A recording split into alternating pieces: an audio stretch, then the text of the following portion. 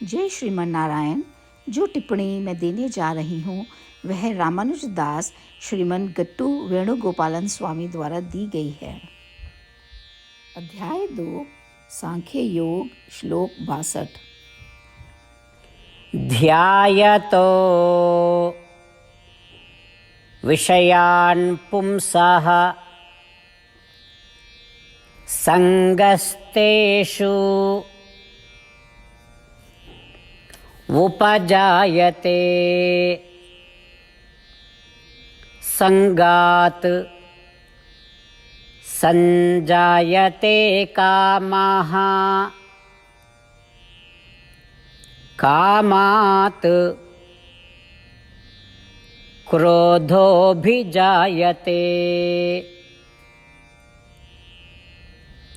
ओम। गीताचार्य श्री कृष्ण परमात्मा अर्जुन सहित हम सबको उपनिषदों का सारा सार सिखा रहे हैं। परमात्मा कह रहे हैं, अर्जुन, तुम्हारा लक्ष्य आत्मा की प्राप्ति प्राप्त करना है।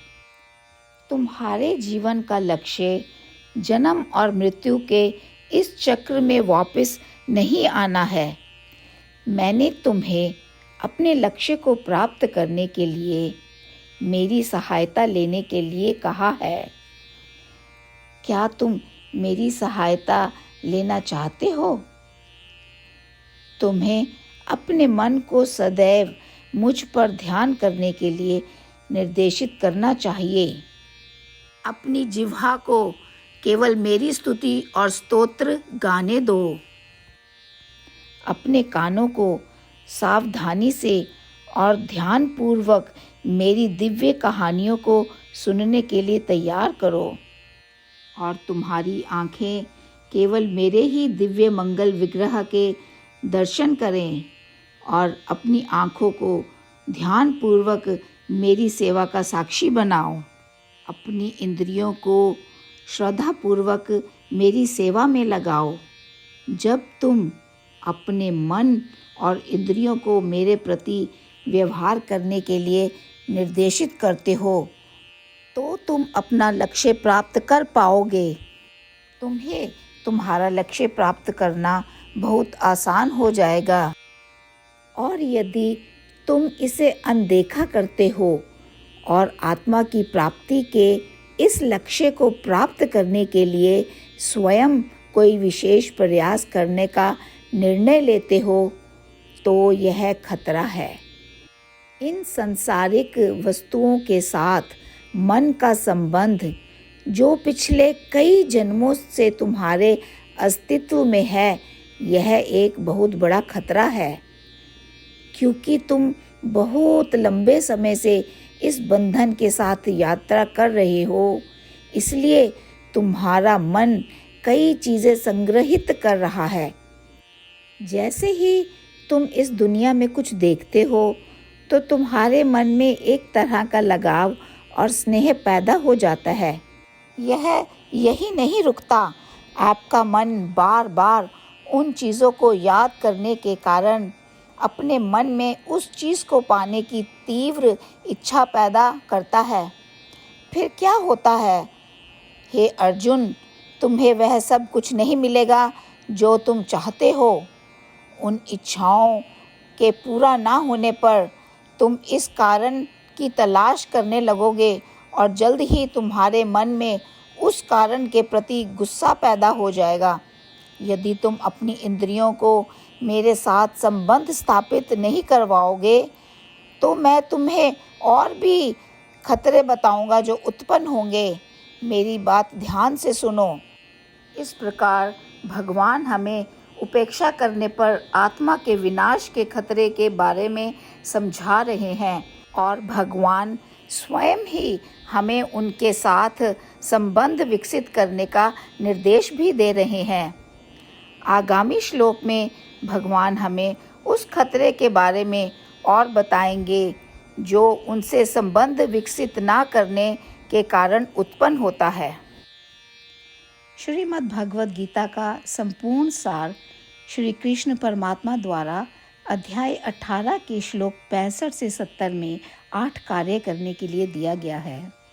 श्री कृष्ण कहते हैं, मैं उन लोगों से प्रेम करता हूँ जो इन 8 बातों का पालन करते हैं।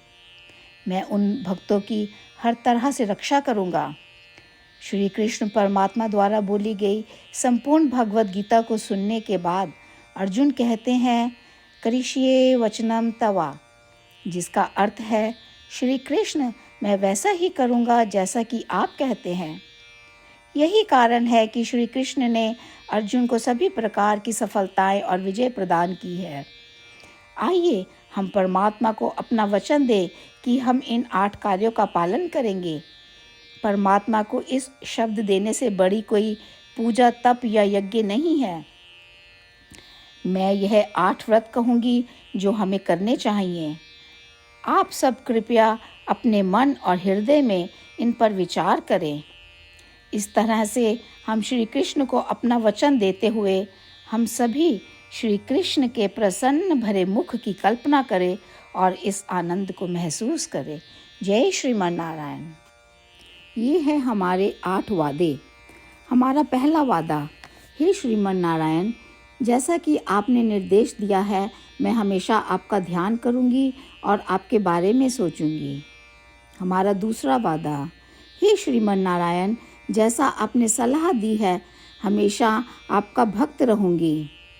हमारा तीसरा वादा, हे श्रीमन नारायण, मैं आपकी सेवा के रूप में और आपकी संतुष्टि के लिए अपने सभी कार्य करूंगी।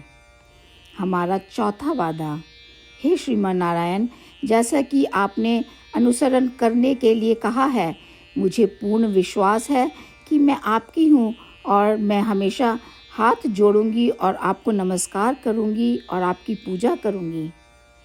हमारा पांचवा वादा, हे श्रीमन नारायण, मुझे आपके शब्द याद आते हैं, माम एकम शरणम व्रजा 1866, कि आपने आत्मसमर्पण करने के लिए कहा था। हे श्रीमन नारायण, मैं केवल आपकी शरण में जाती हूँ। हमारा छठा वादा, हे श्रीमन नारायण, मुझे आपके शब्द माँ शुचः 1866 याद है कि आप हमें शोक ना करने का आश्वासन दे रहे हैं। मैं अब और शोक नहीं करूँगी।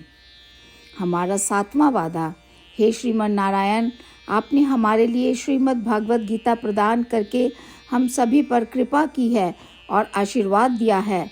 मैं प्रतिदिन कम से कम 1 श्लोक पढ़ने या सुनने का वादा करती हूँ। हमारा 8वां वादा, हे श्रीमन नारायण, आपने गीता को पूरी मानवता तक पहुँचाया। मैं गीता में आपके दिव्य शब्दों को उन भक्तों तक पहुँचाने की कोशिश करूँगी जो गीता से अपरिचित हैं। हमने अभी अभी परमात्मा से अपने 8 वादे किए हैं। श्रीमन नारायण को हर दिन यह वचन देना कि हम वही करेंगे जो वे स्वयं कहते हैं, अपने आप में एक महान पूजा है। आइए हम अपने अडिग विश्वास के साथ उन्हें अपना वादा दें। हे श्रीमन नारायण, जैसा आप कहते हैं मैं वैसा ही करूँगी। जैसा आप चाहते हैं मैं वैसा व्यवहार करूँगी और केवल आपके लिए काम करूँगी। श्रीमन नारायण करिष्ये वचनम तवा, जिसका अर्थ है, श्रीमन नारायण, मैं आपके निर्देशों के अनुसार कार्य करूँगी। सर्वम श्री कृष्णा अर्पणमस्तु। जय श्रीमन नारायण। ध्यायतो विषयान् पुंसः संगस्तेषु उपजायते संगात् संजायते कामः कामात् क्रोधोऽभिजायते।